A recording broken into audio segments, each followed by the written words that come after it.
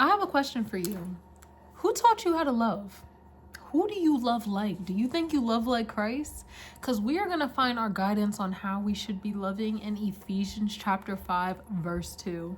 I'm going to start by reading the scripture, and then I'm going to break down what it actually means, and then I'm going to get into some practical life lessons to help you apply this to your life today. I have 5 lessons for you today, friends, so if that sounds like something you are interested in, go ahead and stay tuned. Before we jump into it, if this is your first time here, my name is Taylor, and I make videos on practical faith every Monday, Wednesday, and Friday, practicing self-love every Saturday, and preserving your temple every Sunday. So please take a gander on my page and check some things out, and don't forget to like, share, subscribe, and comment. It really does make me feel good when you guys support the channel, and I would really appreciate your encouragement. So please do those things. And without further ado, shall we get started? I think so. Join me, friends, in Ephesians chapter 5, verse 2, where it reads, "And walk in love as Christ also loved us and gave himself for us, a sacrificial and fragrant offering to God." Wow, that is such a dense little line Paul has there. Now, I'm about to break it down, and I will be reading from my notes, because if I try to do this from memory, I am gonna mess it up. You're welcome. Okay, what does that little line even mean? Paul begins this verse with "and" because this command continues what he said in the previous verse. In Ephesians chapter 5, verse 1, Paul tells believers to follow God's example because our identity is now rooted in him as his children. Through Christ, God forgave us and gave us the opportunity to live a new life that reflects his character. Paul previously gave us several traits of God's character to imitate, but here he continues by saying that to truly imitate God, we must walk in love. The phrase walk refers to the choices we make daily and how we live our lives, not just a single action. Paul is teaching that love should shape our lifestyle and guide our daily decisions. The love he refers to is agape love, which is selfless, sacrificial, and seeks the good of others. It is a deliberate, self-giving love that believers are meant to live within. We are called to live this way because Christ demonstrated this love first when he willingly laid down his life for us, even though we were undeserving. Christ lived the perfect life that we could never live and then offered himself as the sacrifice for the sins of humanity. His sacrifice pleased God because God's justice required atonement for sin in order to restore the relationship between God and humanity. The relationship was broken through one man, Adam, but it was restored through the Son of Man, Jesus Christ. So, that was a mouthful. How can we apply that to our day-to-day life? I'm so glad you asked. I have 5 lessons for you today, friend. Starting with number 1. Walking in love means letting love guide your daily responses. Walking in love is about a consistent heart posture that leads with grace, patience, and understanding, opposed to revenge, pride, or selfishness. So walking in love looks like choosing the response that reflects Christ. That's choosing grace over revenge, patience over selfishness and pride, understanding over self-interest, So that could be, imagine you're driving, skirt, skirt, and someone cuts you off. Someone does something you really don't like on the road. Opposed to getting road rage, getting angry, and saying, I'm about to get my revenge, I'm about to follow them, I'm going to tailgate them. Instead of doing that, you choose understanding. You choose grace. You say, they must really be in a rush. Maybe they just got an urgent phone call. Maybe someone's having a baby. Maybe someone just got in an accident and they're trying to make it to their bedside. You choose understanding that they must be in a rush for some great reason. That's why they did that. And you extend grace. You don't add fuel to the fire. Walking in love looks like looking for the good, looking for that positive intent. You're hoping that there's a good reason someone did something, and you're intentionally choosing to find the good opposed to assuming the worst case scenario. Not always easy, but that is what we are called to do. Walk in love, look for the good, find the good. All right, let's get into number 2. Agape love is intentional, not emotional. Intentionally walking in love is a commitment to act in ways that reflect God's character, even when emotions fluctuate. This is important because feelings change quickly, but agape love is rooted in choice and conviction. This does not mean to ignore wisdom or discernment. Agape love seeks the good of others within healthy boundaries and godly wisdom, okay? So that could be like intentionally, say you have like a sibling.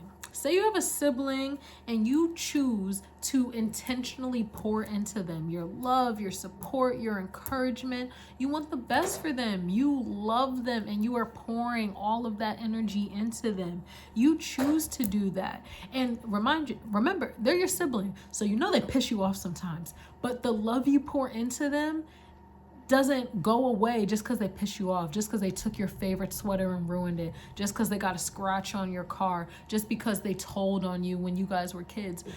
Those are emotional things. They fluctuate. Yeah, you was angry, but at no point are you taking your love away from them. That's still your sibling and you love them dearly and you want to pour into them.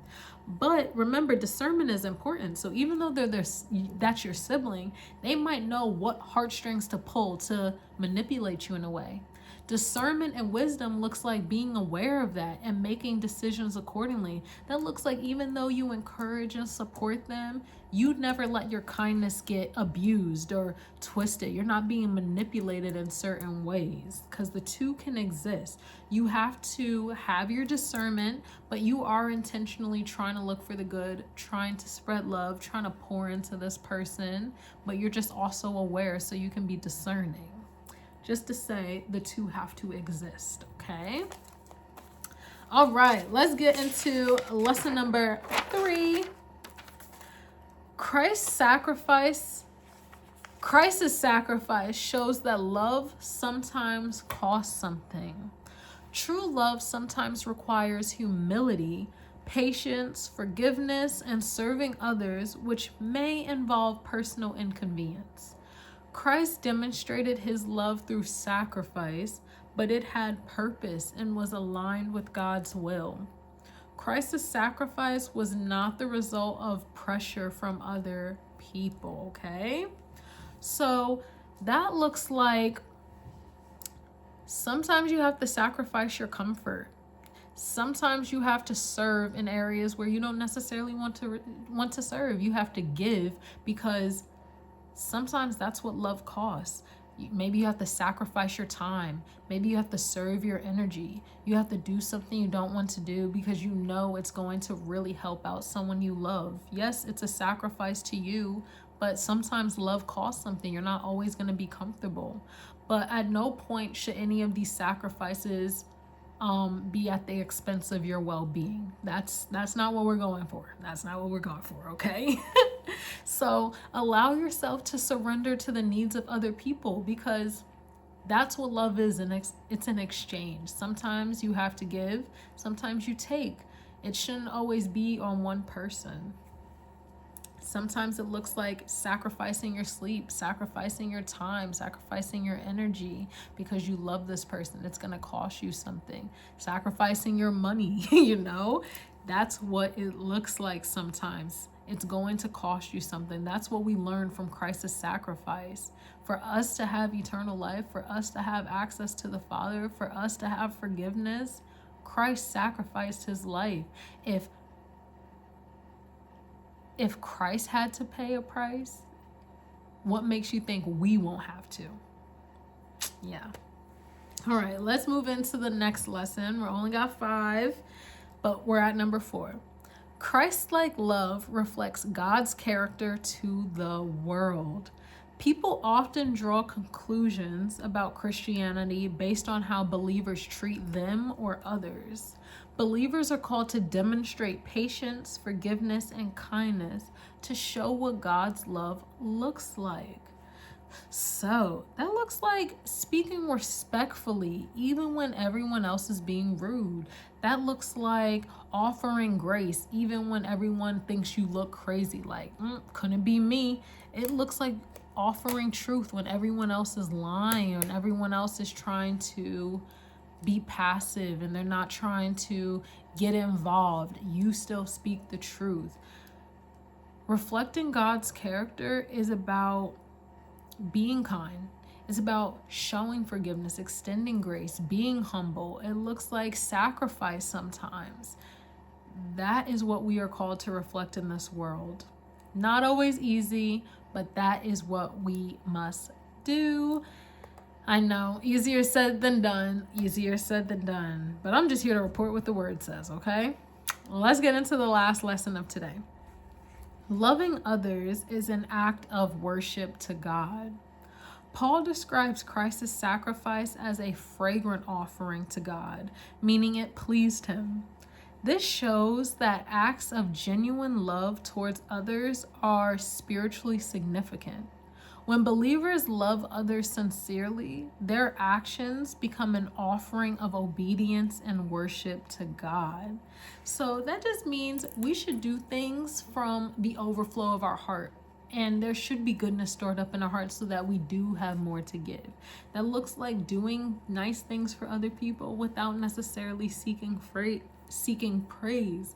And we are going to take a little field trip to Matthew chapter 6 at verse 3. We're going to read 3 through 4, where it says, "But when you give to the poor, don't let your left hand know what your right hand is doing, so that your giving may be in secret, and your Father who sees in secret will reward you." What is that telling us? God doesn't want you to just be boasting about all the good works you do. He wants you to do it quietly, discreetly. Just let it be between you and him. And because you did that nice thing quietly for not the world's praise, he will reward you. That's a delight to him. But if you are doing kind things to just show other people in the world what you're doing, look how great I am, look what I did, look how selfless I am, that is what your reward will be. That's it. You got the praise of the world, okay? You know, that reminds me of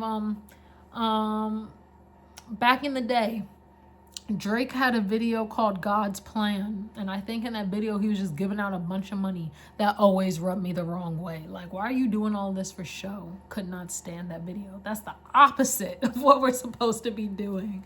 So when we give in secret, it's literally like an act of worship. Like, the Lord saw what you did, and it's more powerful that you did it silently. You're not seeking the world's praise, you're seeking the Lord's validation, and that is more valuable than anything the world can have to offer. So that is it for the lessons. What did we learn in today's video? Walking in love means allowing Christ's sacrificial love to shape the way we treat people every day. It requires intentional choices, humility, and sometimes sacrifice, but we live this way to reflect the character of God and bring him glory.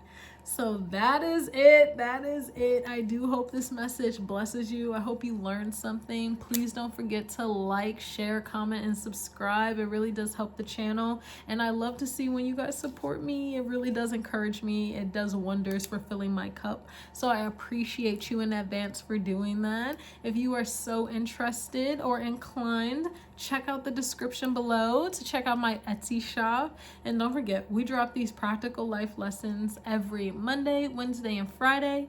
We do Self-Love Saturday, where we do some journaling exercises to help you boost your self-love. And on Sundays, I am documenting my calisthenics journey. So feel free to take a journey over there just so you can see how I am stewarding my body, preserving my temple. Take a gander around the channel. I really do appreciate your support, and I hope to see you again. Bye!